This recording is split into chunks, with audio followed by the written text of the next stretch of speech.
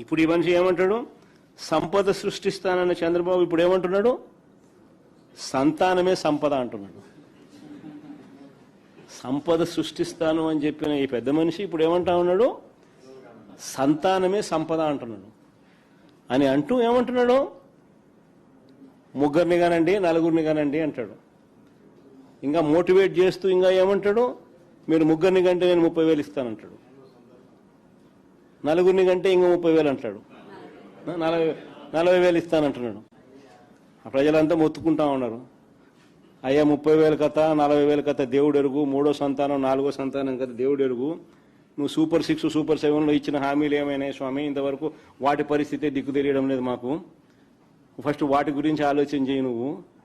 ఆ తర్వాత నువ్వు 3వ సంతానం 4వ సంతానం గురించి నువ్వు చెప్తే ఏదో అంతో ఇంత వినేదానికి అవకాశం ఉంది అని ప్రజలు ఈరోజు మొత్తుకుంటా ఉన్నారు.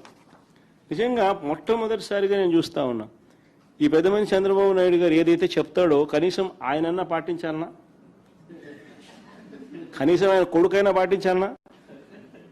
ఆయన కొడుకు ఒకడే, ఆయనకు ఒకడే, కానీ బీదోళ్ళకు మాత్రం 4 కావాలా. వాళ్ళు చదువుకోకూడదు, వాళ్ళ క్వాలిటీ ఎడ్యుకేషన్ ఇవ్వకూడదు, వాళ్ళకి ఇంగ్లీష్ మీడియం చదువులు ఇవ్వకూడదు, వాళ్ళ బతుకులు ఎప్పుడు చితికిపోయి ఉండాలా అనే ఆలోచన, దిక్కుమాలిన ఆలోచన చేయగలిగిన వ్యక్తి ఈ ప్రపంచంలో ఎవడన్నా ఉన్నాడంటే ఒక చంద్రబాబు తప్ప ఇంకా మూడోవాడు ఎవడు ఉండడు.